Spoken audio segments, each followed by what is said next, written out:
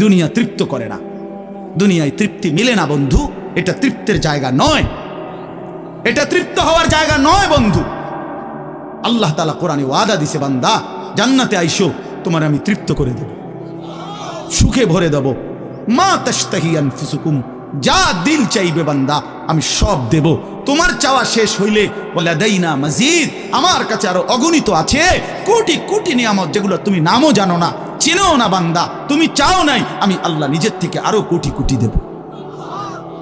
তুমি আইসো বান্দা, তুমি জান্নাতে আসো, তুমি সবর করো, অপেক্ষা করো। আল্লাহ আমাকেও বুঝার তৌফিক দান করেন, সবাইকে বুঝার তৌফিক দান করেন। আপনাদের এই মাহফিল আমি শুরু থেকেই বললাম কষ্টের আয়োজন। কষ্ট করে ভাবেন, নিজের ফিকির করেন, নিজের ভালো নিজের কল্যাণ ভাবতে শিখেন। আমি যে আয়াতগুলো পড়ছি এবার তর্জমা শুনেন, তাইলে আমার কথা শেষ। আয়াতগুলো মূল বক্তব্য হইল আল্লাহ তাআলা বলছেন এই পৃথিবী একদিন শেষ হবে, হাসরের মাঠ কায়েম হবে, মানুষগুলোর দুইটা অবস্থা হবে, কিছু আমার প্রিয় বান্দা হবে, কিছু নাফরমান বান্দা হবে। আল্লাহ তাআলা এই কথাটা খুব গুরুত্ব দিয়া কোরআনে বুঝাইছে, বান্দা এই রং রসের এই সৌন্দর্যময় পৃথিবী তোমার কাছে যত লোভনীয়ই মনে হোক, আকর্ষণীয় মনে হোক, তবে এটা নিশ্চিত যে তুমিও থাকবা না, দুনিয়াও থাকবে না। এই কথাটা মনে রাখো বান্দা, এটা যদি মনে রাখতে পারো তো জিন্দেগি সুন্দর হবে, জীবন সুন্দর হবে। এই জন্য কোরআনুল কারীমে আল্লাহ তাআলা খুব এই কথাটা বুঝাইতে চাইছে, বান্দা এই এত সুন্দর পৃথিবী দেখে তুমি যতই বিমোহিত হও, মুগ্ধ হও, তো মনে রাখো এটা থাকবে না, আমি একদিন ভেঙে ফেলব।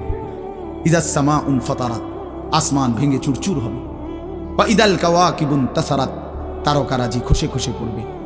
পাহাড়গুলো উঠতে থাকবে তুলার মতো। ওয়া তাকুনুল জিবালু কাল ইহনিল মানফুশ ওয়া বুসাতিল জিবালু বাসসা, পাহাড়গুলো তুলার মতো উঠতে থাকবে। সাগর নদীর পানিগুলো টকবক করে উতরাইতে থাকবে। মা তার কোলের বাচ্চাকে ছুঁড়ে ফেলে দিবে, গর্ভবতী নারীর বাচ্চা নিজে নিজে বের হয়ে যাবে। সব মানুষ পাগলের মতো মাতালের মতো হয়ে যাবে। ইসরাফিল ফুঁ দিবে, জমিনের মধ্যে ভূমিকম্প শুরু হবে, বিকট শব্দে আওয়াজ হবে। আল কারিআতু মাল কারিআ। আল্লাহ তাআলা এই কথাগুলো বহুভাবে বহু আয়াতে বুঝাইতে চাইছেন, বুঝাইয়া বলছেন, বান্দা একদিন তুমিও শেষ হবা, আমার এই সৃষ্টি জগৎ শেষ হবে, হাসরের মাঠ কায়েম হবে। তো এখানেও আল্লাহ তাআলা বলছেন, কাল্লা ইদা দুক্কাতিল আরদু দাক্কান দাক্কা, সাবধান বান্দা, মনে রেখো এই জমিন একদিন চূর্ণ বিচূর্ণ হয়ে যাবে। কি হবে বলেন না? ওইখানে একটা কথা আছে, লম্বা কথা।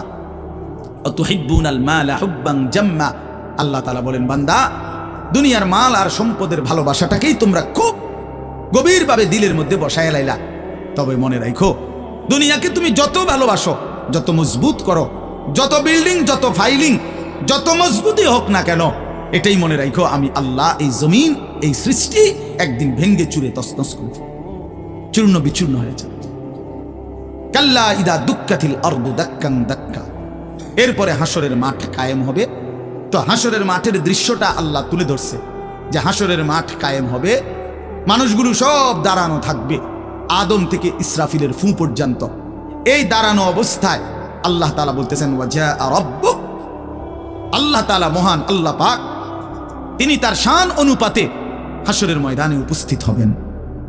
ওয়াল মালাকু সাফফান সাফফা, কোটি কোটি ফেরেশতা সারিবদ্ধভাবে লাইন ধরে দাঁড়াবে। চারদিকে কোটি কোটি ফেরেশতা, মহান আল্লাহ পাক উপস্থিত, আর মানুষগুলো সব দাঁড়ানো। এই কল্পনা করে হাসরের মাঠ। এবার কি হবে? আল্লাহ বলেন, ওয়াজিআ ইয়াউমা ইদিন বিজাহান্নাম। এই অবস্থায় ফেরেশতারা জাহান্নামকে ৭০,০০০ আগুনের শেকল দিয়ে টেনে হাসরের ময়দানে উপস্থিত করবে। মানুষগুলো সচক্ষে জাহান্নামকে দেখবে। জাহান্নাম একটা বিকট তার আগুনের গর্জন, তীব্র আগুনের যখন একটা গর্জন উঠবে, আল্লাহর কসম নবী বলছে, পুরা হাসরবাসী তখন চিৎকার দিয়া বলবে, ইয়া রব্বি নাফসি নাফসি, আয় মাওলা আমাকে বাঁচান, আমাকে বাঁচান। এই প্রথম হাসরবাসী কথা বলবে। তাফসিরে আছে, হাদিসে, মানে প্রথম চুপচাপ দাঁড়ায় থাকবে, কিন্তু জাহান্নামকে যখন দেখবে, জাহান্নামের চিৎকার যখন শুনবে, তখন পুরা হাসরের ময়দানে চিৎকার উঠবে, ইয়া রব্বি নাফসি নাফসি, আল্লাহ আমাকে বাঁচা। নবী সাল্লাল্লাহু আলাইহি ওয়াসাল্লাম বলেন, আল্লাহ তাআলা ফেরেশতারা যেন দেখাই দিবে ইব্রাহিম আলাইহিস সালামকে, ওই যে আপনার ছেলে ইসমাঈল, তার ব্যাপারে কিছু বলবেন? ইব্রাহিম আলাইহিস সালাম বলবেন, ইয়া রব্বি নাফসি নাফসি, এই মাওলা আমাকে বাঁচান, আমাকে। ওর বিষয়টাও দেখো। ইয়াকুব আলাইহিস সালাম, ওনার ছেলে ইউসুফ আলাইহিস সালাম, এটা সেই ছেলে 40টা বছর দুনিয়াতে, যার জন্য উনি কাঁদছিলেন। ফেরেশতারা বলবো যে ইউসুফকে দেখা যায়, তার ব্যাপারে কিছু বলবেন? ইয়াকুব আলাইহিস সালাম বলবেন, ইয়া রব্বি নাফসি নাফসি, এই মাওলা আমারে বাঁচান, আমার। ওটাও বুঝো। অজি আইয়াউমাইদিন বিজাহান্নাম, জাহান্নামকে হাসরের ময়দানে আনা হবে বন্ধু। বিষয়টারে তুমি আমি খামখেয়ালি মনে করো না বাপ। হাদিসের মধ্যে আছে, হযরত ইরবাজ ইবনে সারিয়া, রাসূলুল্লাহ সাল্লাল্লাহু আলাইহি ওয়াসাল্লামের একজন সাহাবী, ইরবাজ ওনার নাম। উনি বর্ণনা করছেন যে একদিন রাসূলুল্লাহ সাল্লাল্লাহু আলাইহি সাল্লাম আমাদের মাঝে ওয়াজ করলেন। ওয়াজানা রাসূলুল্লাহ সাল্লাল্লাহু আলাইহি ওয়াসাল্লাম। দুই একজন স্বেচ্ছাসেবক ভাই কাজ করে খেদমত করো, যে বলো যে বসতে। তো আল্লাহ রাসূল সাল্লাল্লাহু আলাইহি সাল্লাম তিনি বলেন যে আমাদেরকে ওয়াজ করলেন। এই ওয়াজ, এই শব্দটা কোরআনের শব্দ, রাসূলুল্লাহ সাল্লাল্লাহু আলাইহি সাল্লামের জন্য ব্যবহৃত শব্দ। ওয়াজ ওয়াজ এটাই সুন্দর। প্রোগ্রাম, এই আজকেও একজন আমার একটু হুজুর এখন কোথায় প্রোগ্রাম? আমি না, কোথাও না। হয়তো আপনি এখন কোথাও কোরআনে ওয়াজ যাবেন না? আমি হ্যাঁ যাবো, ওয়াজে তো আছে আব্দুল্লাহপুর দেবিদ্যার। মানে আমার দেখুন এটা ওয়াজ মাহফিল, এটা প্রোগ্রাম। প্রোগ্রাম কিতাব, প্রোগ্রাম আর ওয়াজ সমার্থবোধক শব্দ নয়। ওয়াজের ইংরেজি না প্রোগ্রাম, ওয়াজ ওয়াজি, এটাই। তার মানে প্রোগ্রাম তো যে কোনো অনুষ্ঠানকে বলে, খানা দানা, যে কোনো আড্ডা, এটাও তো একটা প্রোগ্রাম। কিন্তু রাসূলুল্লাহ সাল্লাল্লাহু আলাইহি সাল্লামের সাহাবীরা ব্যবহার করছেন যে নবীজি আমাদের মাঝে ওয়াজ করলেন। আপনার কাছে এটা পুরান মনে হইলো, এটা হাদিসের শব্দ। ইয়াইজুকুম লাআল্লাকুম তাযাক্কারুন, এই যে কোরআন শরীফ আছে, আল্লাহ বলেন আমি ওয়াজ করতেছি তোমাদেরকে যেন তোমরা আমি আল্লাহর ওয়াজ থেকে উপদেশ গ্রহণ করতে পারো। ইয়াইজুকুম, যে কোনো আলেমকে জিজ্ঞাসা করে, ইন্নাল্লাহা ইয়া'মুরু বিল আদলি ওয়াল ইহসান ওয়া ইতাই যিল কুরবা ওয়া ইয়ানহা আনিল ফাহশাই ওয়াল মুনকারি ওয়াল বাগি ইয়াইজুকুম লাআল্লাকুম তাযাক্কারুন। এজন্য ওয়াজ, এই শব্দটা কোরআনের শব্দ, এটা রাসূলুল্লাহ সাল্লাল্লাহু আলাইহি সাল্লামের শব্দ। তাহলে এর চাইতে দামি হয়ে গেল প্রোগ্রাম? কথা বলেন না। যাই হোক, তো বলতেছিলাম আল্লাহ নবী সাল্লাল্লাহু আলাইহি ওয়াসাল্লাম তিনি বললেন, ওয়াজ করলেন, সাহাবী বলতেছে। তো এটা আমাদের অবস্থা কি হলো? শ্রোতাদের হালাত কি হলো? নবী সাল্লাল্লাহু আলাইহি সাল্লামের সাহাবী বলেন, শ্রোতাদের অবস্থা হলো দুইটা, জারাফাত মিনহাল উয়ুন ওয়া ওয়াজিলাত মিনহাল কুলুব। নবীজির ওয়াজের পরে আমাদের হালাত হলো এই যে আমাদের চোখ দিয়ে অঝরে পানি ঝরতে লাগলো, আমাদের দিল আল্লাহর ভয়ে কাঁপতে লাগলো। সরাসরি হাদিস। তাহলে ওয়াজের মাকসাদ বুঝলেন কিনা, যে কি হওয়া উচিত ছিল? চোখে পানি ঝরছে আর দিল আল্লাহর ভয়ে কাঁপতেছে। কোরআন শরীফে আছে, সরাসরি কোরআন শরীফে, وَإِذَا سَمِعُوا مَا أُنزِلَ إِلَى الرَّسُولِ تَرَى أَعْيُنَهُمْ تَفِيضُ مِنَ الدَّمْعِ مِمَّا عَرَفُوا مِنَ الْحَقِّ। আল্লাহ বলেন, রাসূল আপনার সাহাবীদের হালাত দেখেন। আমি আল্লাহর কোরআন যখন আপনার উপরে নাজিল করা হয় আর আপনি যখন সাহাবীদের সামনে এই কোরআন তেলাওয়াত করেন, তারা আয়ুনাহুম, ওই দেখেন ভাই, ওই দেখেন, দেখছেন কি পরিমাণ অপদার্থ এটা? এরকম করলে কেন ভাই তুমি? আরে তুমি মিয়া জ্যাকেটওয়ালা, তুমি আবার পিছে চাও কেন? তুমি চিনো না আমারে, কোনোদিন দেখো নাই? আমি 1 মিনিটের জন্য ছেড়ে দিতে রাজি না। আমি নওজওয়ানের পরিবর্তন চাই। এই এক ফিকির নিয়া জিন্দিগির আমার মেহনত, প্রতিটা নওজওয়ানের বদলানো চাই। এই জন্য সোজা কেউ না বলুক, তার আমি বলবো, আমি নিয়ত করছি যে একদিন পারি একদিন বলবো। যেদিন বলতে পারবো না, নাই। পৃথিবীতে কি কোনোদিন যদি নাই তো নাই, কিন্তু ছেড়ে দেব না আমি ইনশাআল্লাহ। লক্ষ লক্ষ মুসলমানের কিশোর তরুণ যুবক একরকম এটা ভাবছে, এরা ছেলেরা যাদের কোনো অভিভাবক নাই, আপন মা বলার সাহস পায় না, আপন বাবা বলার সাহস পায় না, এলাকার কেউ কিছু বলার সাহস পায় না। তোমরা ছেলেরা মিয়া যা মন চায় তাই করতেছো নিজের খেয়াল খুশি মতো। আরে ভাইয়া, এভাবে নিয়ন্ত্রণহীন, অভিভাবকহীন কারো তত্ত্বাবধানবিহীন জীবন জন্তু জানোয়ারের জীবন বেটা। আমি বললাম বেটা, যার মাথার উপরে কোনো ছায়া নাই, যার কোনো অভিভাবক নাই, যারে আগলাইয়া রাখে না কেউ, যারে শুধরাইয়া দেয় না কেউ, আল্লাহ কসম ওই জীবন জানোয়ারের জীবন বেটা, জন্তু জানোয়ারের জীবন। তোমার মনে যা চাই তাই করবা, এটাকে আল্লাহ কোরআনে বলছে এই লোকটার পরিচয় হলো সে জানোয়ার, যার জীবনের কোনো নিয়ন্ত্রণ নেই। রাতের বাজে 3টা ঘুমায় না, সকাল বাজে 9টা ওঠে না, দেখিতা তো পাগলো না ছাগলো না, এটা পতনেরও টাইম নাই, উড়নেরও কি নাই, এটা কোনো জীবন হলো না, এটা জানোয়ারের জীবন না। সারা রাত, রাতের 4-3টা বাজে মোবাইলে উলঙ্গ ছবি দেখতেছে। আস্তাগফিরুল্লাহ, আস্তাগফিরুল্লাহ।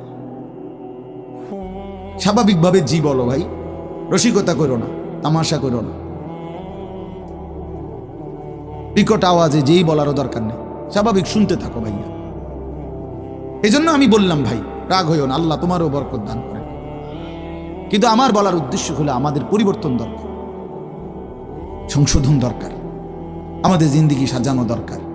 আমি এই কথাটাই বলতেছিলাম যে মাহফিলের মাকসাদ বিবেক জাগানো, দিল জাগানো, দিল জাগানো, অনুভূতি সৃষ্টি করা, যাহা আমি কি করছি, আমি কি করছি, আসলে আমার কি করা উচিত ছিল। তাইলে কোরআনুল কারীমের মধ্যে আল্লাহ তাআলা বলছেন, আল্লাহর কথা শুনলে সাহাবীদের চোখ দিয়ে তারা আয়ুনাহুম তাফিদু মিনাদ দাম'i, নবী আপনি দেখবেন আপনার সবগুলো সাহাবীর চোখ থেকে অঝরে পানি ঝরছে, কাঁদতেছে। আল্লাহর কোরআন শুনলে সাহাবীরা কাঁদতেন। কোরআন শরীফে একটা সূরা আছে 29 পারা, সূরা দাহার, কোরআন শরীফের 75 নম্বর সূরা, 76 নম্বর সূরা। এই সূরাটা ছোট্ট একটা সূরা। এই সূরার মধ্যে জান্নাতের অসাধারণ বর্ণনা আছে। যেদিন এই সূরাটা নাজিল হয়েছে, নবীজি উপস্থিত সাহাবী যারা ছিল সামনে, তখন জিব্রাইল মাত্র নাজিল করছে, নবী সাল্লাল্লাহু আলাইহি সাল্লাম সাহাবীদের সামনে শুনাইছে এটা, এই সূরাটা। এই সূরার মধ্যে জান্নাতের খুব সুন্দর বর্ণনা আছে, সূরা দাহার। তো এই সূরার এই জান্নাতের বর্ণনা শুইনা এইখানে বসা একজন সাহাবী, কালো, রজুলুন আসওয়াদ তাফসিরে আছে, উনি ছিলেন একদম কালো রঙের সাহাবী, সহজ সরল সাহাবী। এইখানে বসেই একটা চিৎকার দিছে জান্নাতের আকাঙ্ক্ষায়, ওইখানে ইন্তেকাল করছে। আল্লাহ নবী সাল্লাল্লাহু আলাইহি সাল্লাম বলছেন, লাকাদ আখরাজা নাফসা সাহিবিকুম আশ-শাওকু ইলাল জান্নাহ, তোমাদের সাথী জান্নাতের শৌক আগ্রহে জীবন দিয়ে দিল। দেখো, জান দিয়ে দিল, জান। निकल जाए दम तेरे कदमों के नीचे, यही दिल की हसरत, यही दिल की आरज़ू है। আল্লাহর প্রিয় বান্দারা এটা বলে যে হে বড় মাওলা, আপনার কদমের নিচে জীবন দিয়ে দিলাম। এটাই ছিল দিলের তামান্না, এটাই ছিল দিলের আফসোস, আহাজান। সাহাবায়ে কেরাম যখন আল্লাহর জন্য শহীদ হইতেন, অসংখ্য সাহাবীদের জীবনীতে আছে, যুদ্ধের ময়দানে যখন শহীদ হইতেন রক্ত মাখা শরীর নিয়া, শেষ মুহূর্তে সাহাবীরা একটা কথাই শুধু বলতেন, ফুস্তু ওয়া রাব্বিল কাবা, কাবার রবের কসম আমি কামিয়াব হয়ে গেলাম, আমি সফল। ফুস্তু অর্থ হলো আমি সফল হয়ে গেলাম, সফল হয়ে গেল। তার মানে শহীদ ব্যর্থ হয় নাই, শহীদ কি হয়েছে? সফল হয়েছে। শহীদ জীবন পেয়েছে, নতুন করে জীবন পেয়েছে। এই জন্য আমার ভাই, আল্লাহর জন্য আল্লাহর কথা শুনলে দিলের হালাত এমনই হওয়ার কথা। হাদিসের মধ্যে আছে, হযরত আব্দুল্লাহ ইবনে মাসউদ রাদিয়াল্লাহু তাআলা আনহু, তিনি বলছেন যে একদিন নবীজি আমাকে বলছেন কোরআন শরীফ তেলাওয়াত করে শুনাইতে, নবীজিকে শুনাইতে। হযরত আব্দুল্লাহ ইবনে মাসউদ রাদিয়াল্লাহু তাআলা আনহু বলেন, আমি সূরা নিসা, এই সূরার প্রথম 40টি আয়াত এক টানা নবীজিকে মাথা নোয়াইয়া আদবের সাথে নবীজিকে শুনাইতেছিলাম। 40টা আয়াত পর্যন্ত যখন তেলাওয়াত করলাম, হযরত আব্দুল্লাহ ইবনে মাসউদ বলেন, নবী সাল্লাল্লাহু আলাইহি সাল্লাম তখন বলেন, হাসবুকাল আন, এখন থামো। তো 40 আয়াত পরে যখন আমি থামলাম, হযরত আব্দুল্লাহ ইবনে মাসউদ বলেন, ফালতাফাত্তু ইলাইহি, আমি নবীজির দিকে চোখ তুলে তাকালাম। ফাইদা আইনাহু তাদরিফান। তিনি বলেন আল্লাহর কসম, আমি দেখতে পাইলাম আল্লাহ নবী সাল্লাল্লাহু আলাইহি ওয়াসাল্লামের দুই চোখ দিয়ে অজরে পানি ঝরছে। তিনি বহুতক্ষণ ধরে কাঁদতেছেন। তাইলে এই ছিল রাসূলুল্লাহ সাল্লাল্লাহু আলাইহি ওয়াসাল্লামের হালাত, এই ছিল সাহাবায়ে কেরামের হালাত। আল্লাহর কথা শুনলে নবী নিজেও কাঁদতেন, সাহাবায়ে কেরামও কি করতেন? কাঁদতেন। প্রিয় ভাই আমার, বন্ধু আমার, আমরা মুসলমান। আমি এই কথাটাই শুরু করছিলাম, গাফেল, বঞ্চিত হয়, খামখেয়ালি মানুষ, খামখেয়ালি। আর কেন নামাজ পড়ো? পড়ি না, পড়ি না। মসজিদে যাইতে না, ভাল লাগতেছে না, কেরুম লাগতেছে, কি জানি কেরুম জানি লাগতেছে, কেরুম লাগতেছে, এরুম আরি কেরুম, পাগল কোথাকার বেটা, কেরুম লাগতেছে, এইটাও কই তারস না তুই? তুই তো একটা অপদার্থ মানুষ বেটা, এটা কোনো কথা হইল? এই জন্য বললাম, মানে আসল কথা হইল গাফেল, খামখেয়ালি। কোরআন শরীফে আছে যত লোক জাহান্নামে যাবে, আল্লাহর কসম ভাইয়া শোনো, যত লোককে আল্লাহ জাহান্নামে ফেলবে, আল্লাহ কোরআনে স্পষ্ট বলছে সবগুলোর পরিচয় হলো উলাইকা হুমুল গাফিলুন, এগুলো গাফিল। কোরআন শরীফের আয়াত, উলাইকা হুমুল গাফিলুন ওয়ালাকাদ যারানা লিজাহান্নামা কাসীরাম মিনাল জিন্নি ওয়াল ইনস। আমি অসংখ্য অগণিত জিন আর মানুষ দিয়ে জাহান্নামকে পূর্ণ করব। আল্লাহ বলেন এই সবগুলো নাফরমানের পরিচয় উলাইকা হুমুল গাফিলুন।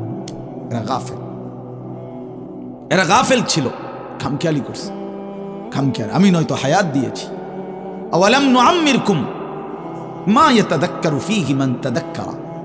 আল্লাহ তাআলা জাহান্নামীকে বলবে, এই জাহান্নামী বান্দা, মনে তো করো যেটুকু হায়াত দিলে আমার বন্দিগি করতে পারতা, এটুকু হায়াত, এটুকু সময় আমি তো তোমাকে দিয়েছি বান্দা। তুমি বলো কোন সময়টা, কোন সুযোগটা আমি দেই নাই বান্দা? বলো বলো বান্দা। 1টা বাজে জোহরের আজান হইছে, 3:45 বাজে আসরের আজান হইছে, 3.5 ঘন্টা তো 12 রাকাত বা 10 রাকাত জোহরের নামাজ পড়তে কি 3.5 ঘন্টা লাগে? বলেন বলেন। তাইলে যুবক কেন নামাজ পড়লাম? তুমি কি হায়াত পাও নাই? তুমি কি সুযোগ পাও নাই? 4 রাকাত ফজরের নামাজ পড়তে কি 1 ঘন্টা সময় লাগে? তো আল্লাহ তাআলা কি সময় দেয় নাই? আল্লাহ কি হায়াত দিল না? কেন নাফরমানি করল? বন্ধু আমার, আল্লাহ বলবেন এই কথা, আওয়ালাম নুআম্মিরকুম, বলো বান্দা, আমি কি তোমাকে হায়াত দেইনি? আমি কি তোমাকে সময় দেই নাই? কোরআন শরীফে আছে, আল্লাহ বলছেন এটা। কোরআন শরীফে আছে, আল্লাহ বলছেন জাহান্নামী চিৎকার করবে আর বলবে, আল্লাহ একটু সময় দেন, একটু বিরতি দেন, 1টা মিনিট কদ্দুর আমারে জিরাইতে দেন, আমি পারতেছি না মালিক, আগুনে। এই মালিক, আমার শরীরটা জ্বলা পুরা ছাই হয়ে গেছে, আমি আর পারছি না মাওলা, আমার একটু বিরতি দেন, 10টা মিনিট কদ্দুর বিরতি দেন, এই আগুন আমি সইতে পারছি না। আল্লাহ তাআলা বলবেন, লা ইউফাত্তারু আনহুম, না নাফরমান, 1 সেকেন্ডের বিরতি মিলবে না। আহুম ফীহি মুবলিসুন, আল্লাহ বলে জাহান্নামী চিরদিন, অনন্তকাল মলিন চেহারা, বিমর্ষ চেহারা নিয়েই পড়ে থাকবে, কোনদিন তার মুখে হাসি ফুটবে না। ওমা যালামনাহুম ওয়ালাকিন কানু হুমুজ জালিমিন। আল্লাহ তখন বলবে, নাফরমান জাহান্নামী, আমি তো তোমার উপরে জুলুম করি নাই বান্দা, তুমি তো নিজেই নিজের উপরে জুলুম করেছিলে। আমি জুলুম করি নাই, আমি যতগুলো হুকুম করেছি, যতগুলো নিষেধ করেছি বান্দা, প্রতিটা হুকুম পালন করার যোগ্যতাও আমি শরীরে দিয়েছি। তুমি যদি রুকু করতে না পারতা আমি বলতাম না, তুমি যদি সেজদা করতে না পারতা তাইলে আমি হুকুম করতাম না। আমি তো গাছকে বলি নাই সেজদা করতে, তোমারে বলছি। আমি তো মাছকে বলি নাই সেজদা করতে, তোমাকে বলেছি, কারণ তোমাকে তো যোগ্যতাও দিয়েছি। ইন্না হাদাইনাহুস সাবিলা, আল্লাহ বলেন আমি তো বুঝাইবার জন্য আমার পক্ষ থেকে প্রতিনিধিও পাঠিয়েছি, আমি তো বুঝবার জন্য আসমানি কিতাবও দিয়েছি, নবীও দিলাম, রাসূলও দিলাম, উলামায়ে কেরামকেও দিলাম, কিতাবও দিলাম, শরীরেও মানার যোগ্যতা দিলাম। তাইলে কেন পারলা না বান্দা? নামাজ পড়ার যোগ্যতাও আছে, বুঝাইয়া বলার লোকও আছে, বুঝবার মতো কিতাবও আছে, কেন পড়লেন না বলেন? আপনারা যে কেউ যদি সিদ্ধান্ত নেন 2 রাকাত নামাজ পড়বেন, তাহলে আপনাদের শরীরে পড়ার যোগ্যতা আছে কিনা?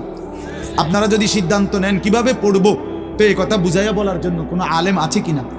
যদি বলেন কোরআন থেকে কইলেন, তো এটা দেখানোর মতো কিতাব আছে কিনা? তো কি সমস্যার কারণে পারলেন না? বন্ধু বলেন, প্রিয় ভাই বলো, আমার নওজোয়ান সন্তানরা বলো, ভাইয়া কি কারণে পারলা না? আজকের সারাদিনে 5 ওয়াক্ত নামাজ কেন পড়তে পারলা না দোস্ত? কেন পড়তে পারলা না? হ্যাঁ, এই পৃথিবীতে কত বন্ধুর কত আবদার রক্ষা করলেন, পরম বন্ধু মহান আল্লাহ পাকের কোনো আবদার রক্ষা করলেন না। সামান্যটুকু উপকার যে করছে তারে কতবার থ্যাংক ইউ দিলেন। 24 ঘন্টা যিনি লালন পালন করছে তারে একবারও সেজদা দিলেন না। এই নাফরমান, তুই এত বড় গাদ্দার কেমনে হইলি বেটা? বেনামাজির চাইতে বড় গাদ্দার আর কে হইতে পারে? বেনামাজির চাইতে বেয়াদব, অসভ্য আর কি? বেনামাজি অসভ্য, অসভ্য বেনামাজি শয়তান। যার কপালে সেজদা নাই ওই শয়তান, শয়তান, শয়তান, ওইটা শয়তান। আমি বললাম, আল্লাহর কোরআন বলছে, ইবলিস তুই সেজদা দিলি না, আজকের থেকে তুই শয়তান। ইবলিস রে এর আগে শয়তান বলতো না, বলতো না, আজকের থেকে শয়তান, আজকের থেকে রাজিম, ফখরুজ ফা ইন্নাকা রাজিম। আল্লাহ বলছে বের হবে ঈমান, কেন সেজদা দিলি না? ফা ইন্নাকা রাজিম, আজকের থেকে ইবলিস তুই অভিশপ্ত। এজন্য বেনামাজি অভিশপ্ত, বেনামাজি শয়তান। ওয়া ইন্না আলাইকা লানাতা ইলা ইয়াউমিদ্দিন। আল্লাহ বলছে ইবলিস তুই আমারে সেজদা দিলি না, তো মনে রাখিস আজকের থেকে নিয়ে ইসরাফিলের ফু পর্যন্ত, কিয়ামত পর্যন্ত তোর উপরে আমি আল্লাহর লানত।